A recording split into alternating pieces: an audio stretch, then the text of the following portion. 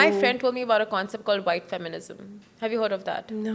No, and I could be getting it wrong. So what he told me white feminism is basically like finding very small issues and exaggerating them in the name of feminism, right? Like things that you would not usually, like that wouldn't really create such a massive impact in your life. Like for example, someone takes a seat on the women's cabin, you know, like the women part of like the bus or the metro station or something, and you just like get out of here, like, you know, that in your head is feminism.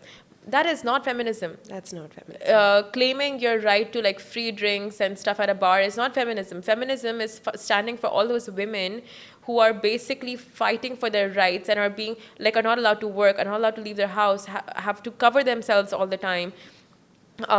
You know, they're like tortured at home, they're beaten at home, they have to deal with their drunk husbands, their you know, abusive kids or whatever it is. There's so many instances, right?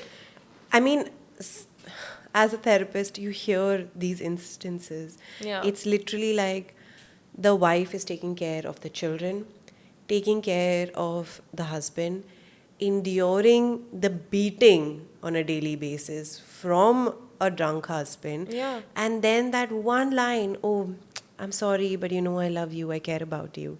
And then, you know, they go back. Yeah, and then they have multiple partners, they're leading double lives. Like you have so many messed up instances. And feminism is all about empowering a woman to know what her rights are and to take a stand on those rights. Exactly. And, you know, I get a lot of comments on my reels, and like most of it will be like feminist spotted, opinion rejected. Yeah. And I'm just like, dude, what do you not understand? Like, what is happening here? I think that entire movement has been blown out of proportion to such an extent that you're kind of embarrassed to be associated to being a feminist. And real feminists don't want to be called that because it's just, you know, that name has been so, Negative. it's negatively associated now. And I think, like I've said in pretty much like every time I've spoken about this, every movement has this phase of like, it comes from a place of uh, a necessity. It goes to a place of, you know, like now a change is being happened. Change is being Made. caused Yeah. because of this. Yeah. And then it ends up, the movement ends up to a point where it's like, okay, now it's overhyped, overdone, over exaggerated, it's being taken in all the wrong ways and it's being used for all the wrong things, and the movement loses all its meaning. Seriously. That is the entire cycle of a movement. Look at it for anything, LGBTQ plus. Look at it for anything. It starts from a place of like this is the need of the hour, to a thing of like, oh my god, I'm so done with this. I cannot even talk about this or hear about this anymore. God, and then the opinions become so strong Yeah. that, oh, I have made my decision on feminism. I don't want to talk about this anymore. Yeah. It's like they wouldn't even change their mind because they've also heard a little bit of crap around it. Yeah. So we're also very quick to jump to these conclusions as well, right? We're like listening to so much content and we're like, okay, I made up my mind. I'm not into this. With feminism, though, I think men don't realize that it actually helps them. You know, if the woman is empowered, she's also making money. You're getting like a dual income. Yeah. You know, the burden on the man who is like, oh, I'm the protector, I'm the provider, starts to become less. You can actually have hobbies. You can actually figure out your life, and it's not going to be completely dependent on just working. Because I think honestly the audience this conversation needs to reach, it'll never reach, because it's mostly like those very lower class, low income I think families and men who have not really received an education, that really don't realize the value of their women working. And then also it comes from the point of like, a lot of families see it as safety. Is it safe for the woman to leave the house and work? And then that entire ideology gets a lot more you know, it's like you get backing for that ideology when you see news like rape and women abuse on a daily basis. So it's all just such a you know, like a vicious cycle, which I feel like for this specific thing, that topic that we're talking about, the only solution is very strict and harsh punishments. yeah, Yeah. counseling as well, right? Like counseling in the sense, like also the way now we're bringing up the men in Oh our yeah, this like of course generation. counseling men from a very young age and counseling children like both genders and giving them the right lessons and the right uh, examples, setting the right examples from a young age. It's so important. The thing with, yeah, okay, like rape and abuse and stuff, it's happened outside, people know about it, it's fine. But it doesn't just start from there. It starts from the fact that you felt comfortable enough to go on someone's profile and write a trashy comment. Then you were comfortable enough to like molest someone on the road. Then you were comfortable enough to beat your own wife in your own house. So all of these things also lead up to people who end up committing these massive crimes, but these others are not taken as seriously, right? Yeah, and I think from the get-go it should be taken seriously. Like you said, like cyberbullying and cyber crimes should be like as soon as it's spotted, as soon as it's uh, kind of realized, you shut it off right there and right then. You know, it should Exactly. definitely.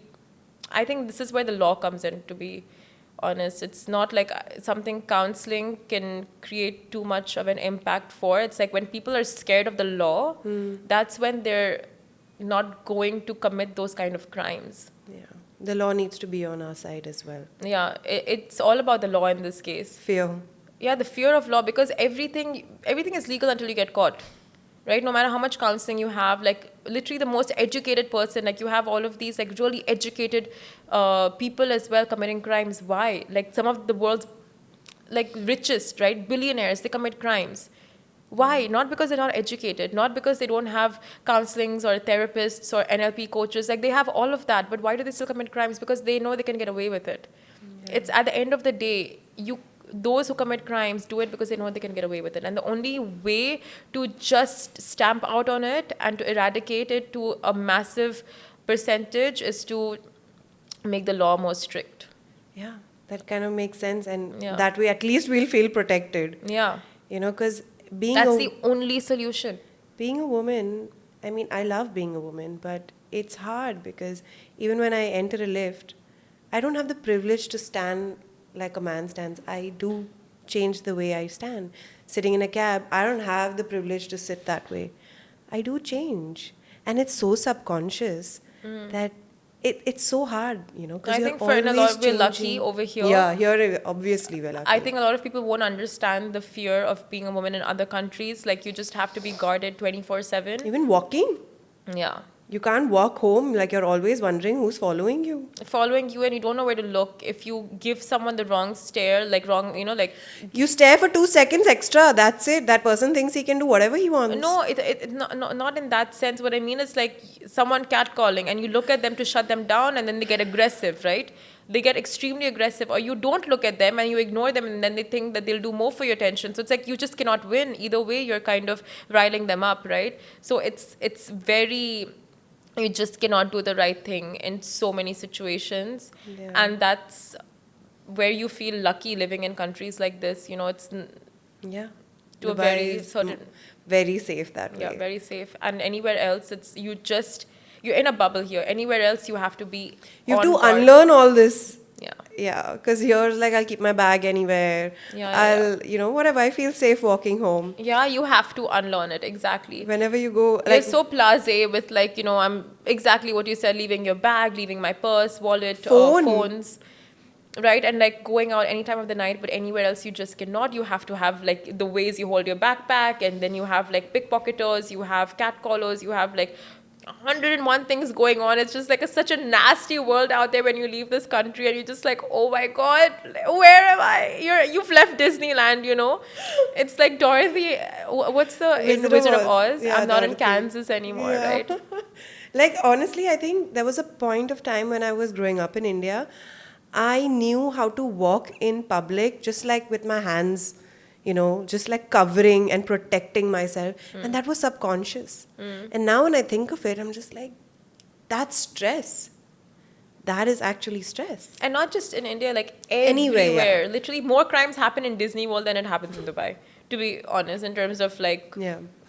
theft and etc. etc. But Yeah. it is great, honestly, like living here and Being completely protected. comparing it to other countries. Yeah. Usually, then again, right, privilege.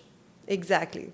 So we are going to be grateful for being in Dubai. And that's what, when people stay in a place of privilege, for them, this becomes their reality. Already you have all of these women empowering things over here, and Yeah. you have safety, etc. So you're fighting for all the wrong things. Exactly. Yeah, because you don't know that reality. Fighting for maybe frivolous things. Exactly, yeah. You fight for frivolous things because that's not your reality. You don't know the harsh and cruel things that actually you should be fighting for. So you fight for like that metro seat, or you fight for that ladies' night, or you fight for, like those small things, Because you also which, want to be a part of the feminism movement. yeah, whatever, like you think those are your rights, although they don't matter Yeah. all that much.